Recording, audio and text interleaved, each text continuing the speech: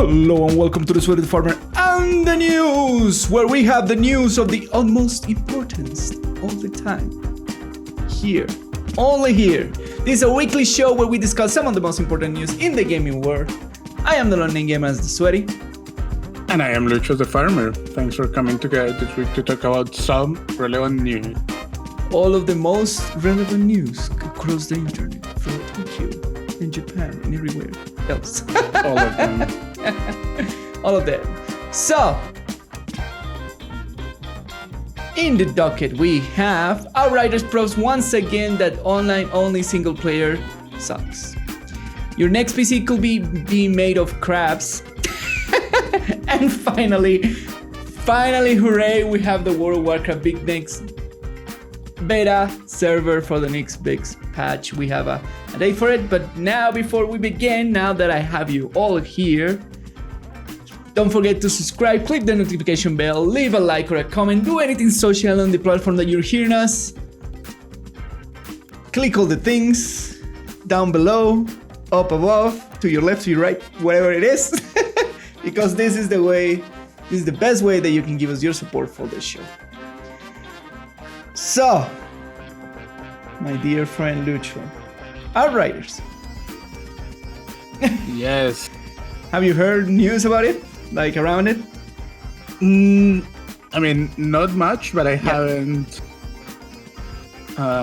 been paying too much attention. Yes.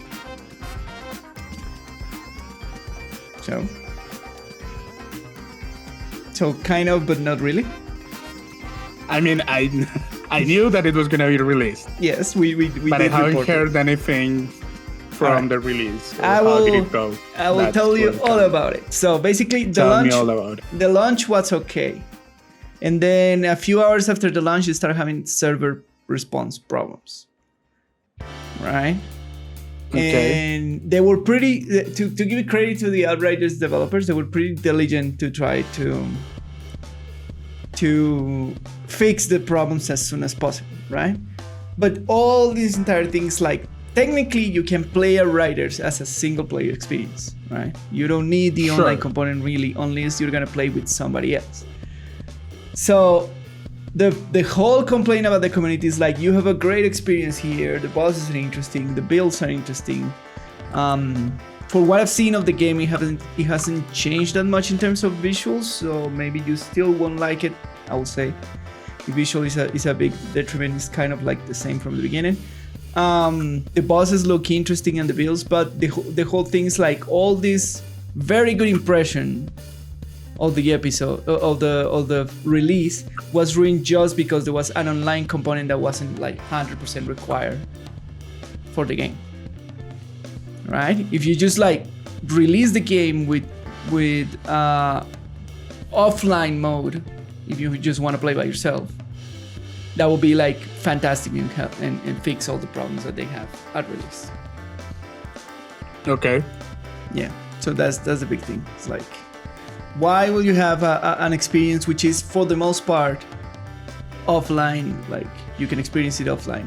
And yeah, we understand that the patches and all that sort of stuff and like the loot and blah blah blah. But the big question of this news is like, I understand why the game is online, because these games tends to for easy of modification and for easy of patching, they tend to do a lot of RNG and calculation and information on the server side, like the loot drops and certain information of the items and that stuff. And that is the reason why these games are online all the time, even if you are playing by yourself, and even if Outright is fundamentally a kind of like offline, could be a kind of offline experience. I mean, yeah, but they're still selling it as a co-op experience. Yeah, absolutely, yeah. I mean, co-op is not like split screen co-op. That is true, yeah. Online co-op. So, but I get that it's the same thing when Diablo 3 was online. It's Diablo 3. Yeah. It was the same thing about Diablo 3, and you think about it, like Diablo 3 had a better excuse, which is what they had the Action House, and that was the reason why they were online all the time. Sure. But nowadays, these kind of like looters and items are designed to be online, not just because we want as developers to inconvenience you with needing an internet to play, but because that let the team be more flexible for doing rapid changes and that sort of stuff. I know what you mean. Yeah. The only thing that I would argue against in this specific case, is that they saw like the marketing part of the marketing for this game was that it was not a live service game. That is true. and the always online. Yeah. Like if you're gonna sell that is not a live service, then it comes to expectation that it may have an offline mode. Yes. Because it's not a live service. Yeah. And I can see why people, since that was like a fundamental part of the marketing, I can see why people would complain in that case. I agree with you. I understand why it is an always online experience. Not only patching, but like security stuff and correct. And many more things that are kind of hidden from the user. But it's still the decision if they put this is not a live service kind of selling point. Yeah, so it is a live service. Like at the end of the day, there is like at this point, I believe since Diablo 3, you cannot like separate the online component from these games anymore. No, it's very very rare. Yeah. Although you can make an argument for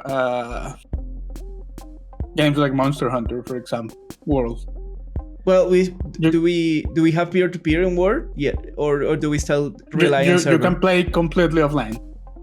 I think you can. Yeah, you're right. You can play completely offline. You're right. You're absolutely right.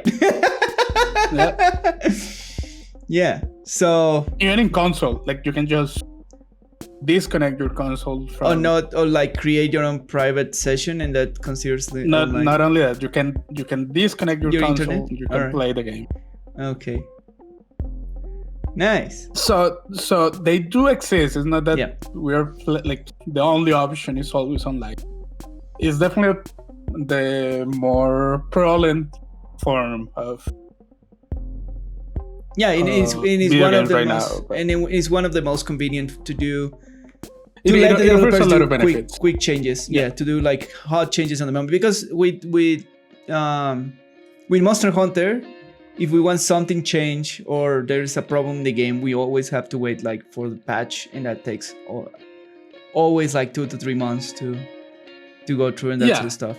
So that's the disadvantage. Like, it is, and all I'm saying is that it's not that offline games are not a thing anymore. They still are, like on very popular games like Monster Hunter World. Correct. But my only problem is that it was, or it still is, a selling point, or it was part of the marketing strategy. I think not a live service. It's weird because it's a conflict. It's a conflict of kind of game design philosophies. Because in one side you want to give a good experience without the live service and what all that entails, but on the other side, the Outriders developers wants to be on their toes, be super diligent with the community, change everything. You again, that's the Bungie problem. You're trying to have your cake and eat it. Exactly. That's why I'm saying that's a conflicted like game design philosophy. You have to make a decision. You have to choose a lane. Yeah. Especially in these things, because if you're gonna say we are not a live service, then that comes with many implications that you have to deal with. Correct. So so apparently the game is good. I've been seeing some streamers playing the game. The boss fights are interesting. The endgame builds are super interesting. People are this game has been out for like 5 days, something like that, by the recording of this. Still not enough to make to make an informed decision. I will probably wait for the complete review of Skill Up. Although Which I have already seen you seen it really mixed reviews of the product. Interesting. Yeah. So we're just starting. People are starting to get into the end game, and that's where the longevity of the product lies. Yeah. Apparently, I haven't heard anything that tells me that the story is mind blowing. So for that part, it's not. For that part, it's not like a hookup. So the end game based on what the free trial was. Yeah. So the end game has to be his strong suit. So we'll probably have you an update like in 2 to 3 weeks, give or take. Yeah, I have already seen mixed reviews. Like it's good but not good enough. What the reviews generally say to what? That it's kind of empty. There's not much really at endgame. Oh my god, that's a problem. Anyways, all right, we will wait and see. This game has been in the spotlight of everybody because it's been supposedly the savior of the no live service games, but they're making all the mistakes that the live service games are. Not mistakes, it was just deceiving to sell it as an offline experience. Yeah. So we will see. We'll wait and see. We will bring you more information here in the podcast, in the news podcast for sure. Right? Yeah. All right. So our next news is a weird one that I kind of like because of weirdness. It is your next computer could be made of crap cheating. What do you mean by that? So apparently they've been testing the complex nanocarbon material of the crab cheating, and apparently it's a very good reliable source to do computer components. Very easier to manipulate than silicone and that sort of stuff. So it's just a new technology to do computer parts. And because it's naturally found and crabs are kind of easy to like make and reproduce. To farm, you mean? Yes, to farm. So yeah. So there you go. We can have now crab cheating components on your computer, because why not? I mean, that's material sciences for you. Yeah. So like apparently it's super good with temperatures. Is resistant, is efficient in the production of the materials that you need it for. I mean, to be fair, like the production of e-waste has a lot of e-waste, of electronics has a lot of waste involved in the process. That's why e-waste has been a problem for decades. Not only like disposing of old electronics, but like throughout the production of new electronics, there's a lot of waste involved, and it will be very cool if this can help lessen the load of. Yeah, for sure, because this will be like modifying but basically it's a biological carbon. That doesn't mean that is good. Yeah. Because there are a lot of costs in it is a misconception that anything that it's like organic or formal in that way has a low carbon footprint. Yeah. Because large-scale farming has a huge carbon footprint. Absolutely, yes. That it's kind of hidden between a lot of marketing, organic and stuff. When you really look how large-scale production works, still. Yeah, because the majority of components in your PC are like mine and which is difficult to reuse. Super polluting, and difficult to reuse, and They have a lot of secondary waste when you are even when you're trying to reuse them. They have a lot of secondary waste and they become like unusable after a while. Due to the sizes that are produced, it's super hard to reuse or recycle. Correct. So the future is crabs. I mean, if this could be a step in the right direction. Yeah, I don't know. Like, it's interesting because I always thought that at some point, like, it always fascinates me to see like scientific papers about like new developments in computer technology and that sort of stuff, and I've seen like proposals of a quantum power computer, right? When you one day in the future just buy kind of like a crystallized closed box where you just have a bunch of quantums going around and stuff. Like, is that the future of computing? Very sci-fi way of putting it, but yes, sure. Very sci-fi way of putting it. Of course, the technology is like way more complex than I'm describing it. Yeah. But just to make you an idea, right? And then after that, I saw another paper where they were talking like, and I'm talking about scientific paper, like research that like people in the computer science field are doing, and it's like we can grow grow a PC like made of synthetic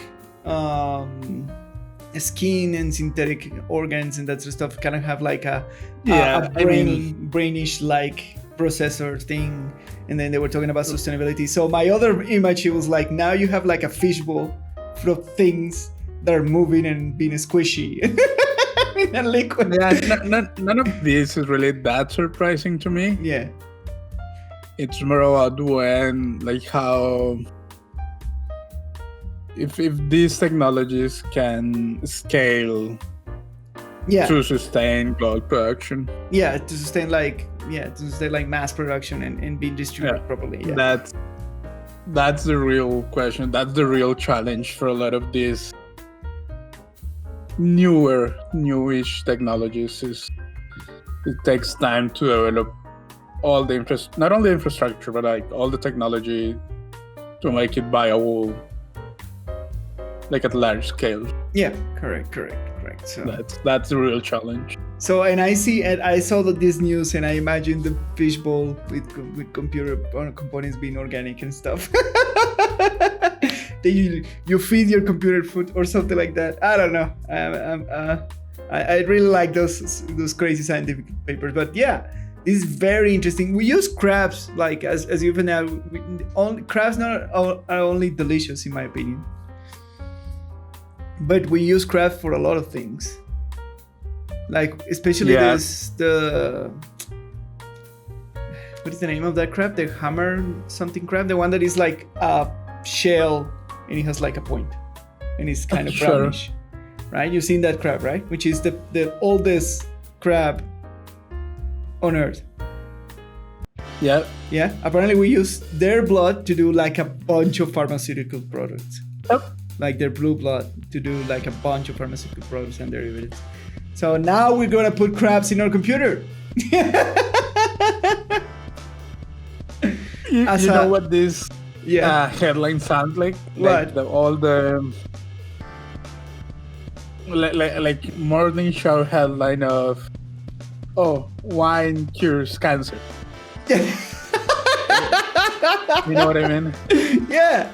And it's very, very searing and very... absolutely, because in layman's terms, what this news is telling you is like, crab cheating, or what the shell of crab is made, is an easier way to fabric nanofiber. That's all it says, which is fundamental for making a bunch of computer parts. Yeah. That's all it's saying, right? Like the reproduction line is that, we find an easier way to make nanofiber based on crab shells. That's it, right? We don't need to do like silicon processing or the other methods. This is easier for us to fabricate. That's it, right? That's not even what the paper is actually. The paper just says that they were able to fabricate a nanofiber. Yeah. That's all the paper says. Yeah. Like if you read the abstract of the paper, it was published in like a chemistry paper, but like you read the abstract, it just says we successfully built a nanofiber from crab shell. Stop. It doesn't even say that. It says from shooting. Which is the crab shell. It is a crab shell, but that's not the way that they. It's not like they went out and grind crabs and. Yeah. Like you read it, it's very, very specific. Like, we built it. And like, if you read the instructions, like, it could have in the future applications too. Yeah, because it was just like, we just built something like super small that has some properties. Some desirable properties. And that's all. That is all. I know. And it's just a way, a easier way, supposedly a easier way to fabricate nanofiber. Easier, you have to. So like a big part of science is selling your own work. So that you is have true. to. That is true. I'm not saying that people lie, but people present their results in the best light possible. That is true to make it attractive to investors and that sort of stuff. Yeah, like anything in this. Not even investors, just to get funding. Like there you go. As an academic, it's just about. So it's a big. So because this like the PC Gamer article sounds like one of those morning shows. Absolutely. Telling you, 1 cup of wine a day will cure cancer. Yeah, of course. Oh my god, but it's like such a small thing, and now you imagine, like, I imagine everything that I tell you, like the computer with organs and that sort of stuff. Like, it's not really that. It's just like, we find a good fabrication tool that at some point will be or will not be viable. That's it. Yeah. they just successfully made something with the properties that they want. Yeah, that's it. And it was probably made in a lab. Like, they have no idea. This seems to like a very early step of research. Like, just absolutely making sure that you can make things. And there's a bunch of these because the field of what is called metamaterials or like fabricated materials is big. So there's probably like a lot of paper of these going on all the time like this, but it's just funny. I love the picture that they put. If you're not watching us in YouTube, the picture that they put is like a crab with a couple of like fan. like GPU fans. GPU fans in the back is like fantastic. I know. Very funny. All right. The article looks very interesting. Yeah, absolutely. So that's the future of computers. Interesting things. Very interesting. All right, and finally, is every worry about World of Warcraft finished? We're gonna have in a couple of weeks the beta for the next patch of World of Warcraft Shadowlands 9.1. So what do you think about this? Is it not? People were still saying that it was still August, that the content on the game has dried up by now. Everybody was worried that this patch was taking too long. Every single news outlet of WoW was spelling doom because this patch is going to take too long. Because in history, the patches hasn't taken too long. And blah, blah, blah. Isn't that the case for every single patch? Yes. But they were saying, oh no, 7.1 took like, 3 months? And this is going to take like 6. And oh no, everything is terrible and they're so behind. And why do they have more resources? Why do they have more money? They have all these plays. The reality is like they put TBH, the Burning Crusade Classic, because they were behind in the patch. And yes. I don't know, people. And they lose their mind. Absolutely. And I feel like it's funny because I saw this news and I'm like, oh, that makes sense. That will give us time to finish our AOC before the next patch comes in. Yeah. That will definitely give us time to get AOTC. Yeah. And like, it's like it's fine. Like for us, as me as player, of course, World of Warcraft doesn't have a lot more content in terms of progression for me. At this point, I just do what I like, which is raiding. And once in a while I do one another dungeon. I mean, the game has a lot of content to offer. Yeah. Just that you don't take part into. Yeah, Which is different. Yes, that is true. I do just what I like in World of Warcraft. Yeah, but like the way that you worded it is incorrect. Yeah, but for the Because majority the game of has nothing else to offer. Which for the it majority has of the no more content for me to do. It's Well, not what true. I mean- Just that you don't engage. Yeah, what I mean is like for the majority of the community is like this Shadowland patch is supposed to be over, and it gives that sensation because of I like it kind of highlights that sensation because of the renown system, right? That's because we just reached max a couple of weeks ago. Yeah, that's what I'm saying. Like because you got the feeling that you just reached, then everybody's feeling is like, oh, we're done. Where is the next thing? Yeah, that's what I mean. The optics that system gives you. You can take a break from the game if you already reached all your goals. It's fine. Yeah. But everybody lose their mind because the patch was late, because by now we should have been in second beta testing, and because they didn't show too much in BlizzCon Online, and panic everywhere. Stupid. It is very stupid. I know, but that's how the World of Warcraft news rolls. Not the news. That's how the community. Yeah. So, what do you think we're gonna expect to see in this beta? Are we gonna have the first shows of the raid? Yeah, of course. The Mega Dungeon, the raid. Yeah. We'll probably see if there is new content for the Covenant. Yeah, the story quest. I guess that we'll get not only new story quests, but like more renowned levels to grind through. Yeah. Yes. I would like to see that system, like what they're gonna do with the renown system. I would like them to expand it, not just to give us more renowned levels. And second, how they gonna manage the anima, or are they gonna leave it the same stuff? I don't think they're gonna change anima. They already buffed the anima drops everywhere. Fair enough. And then the other thing is like, what are they gonna do with the Maw and the legendary acquiring system thingy? I don't think they're gonna change the legendary stuff much. Yeah. The more they said that they want to put more stuff in it, we'll see. See they're gonna change the zone, right? Fundamentally, they're gonna move away from the Dark Souls like design thing. We don't know. They really didn't set much. That was I think, I don't know. Yeah. No, that's not what they said. They say that they're gonna make like a full hole in the Maw, but we don't know exactly how they're gonna change That's it. not what they said. They said that they had plans. Yeah, they have plans. That's all they said. That's all they really said. Yeah, what I mean is like they're gonna change it somehow. We don't know how. That we don't know. Yeah. We don't know anything. Yeah. So we know that the raid is gonna take place in the Maw. Yes. Because it's the Maw raid. Yeah, it's the Maw raid.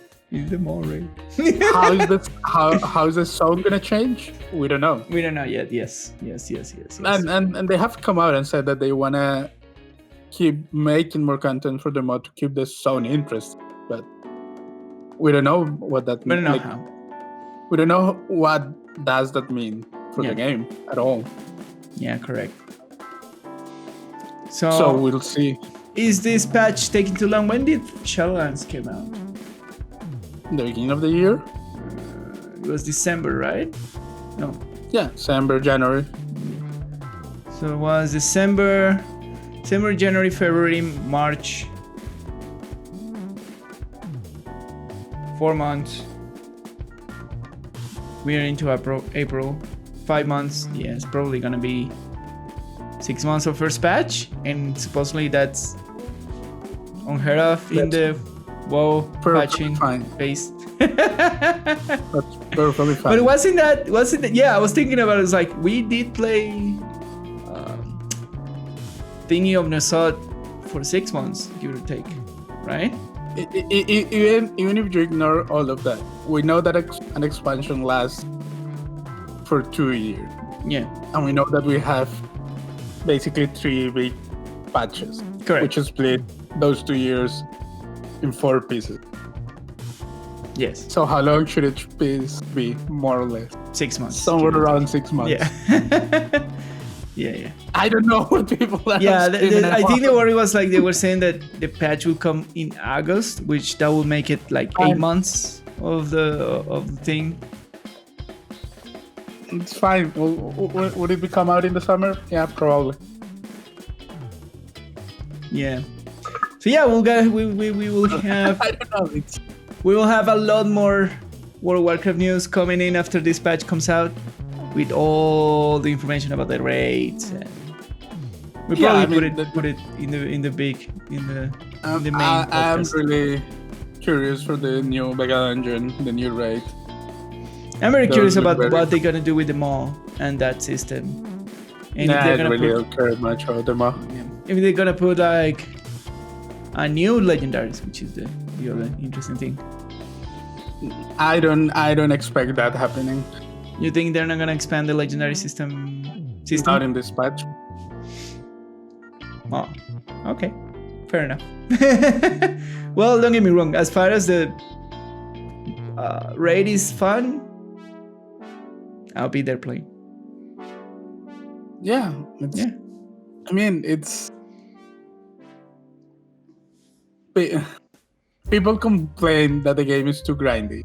Yeah. But they also want to be playing the game all the time. Yes. So, I don't know. Just pick a lane. All right. Okay. Oh, yeah. You cannot get everything. And it's I'm completely fine with basically the content winding down after a couple of months. Yeah. Perfectly normal. Yeah. It feels fine. It feels fine. At least for me.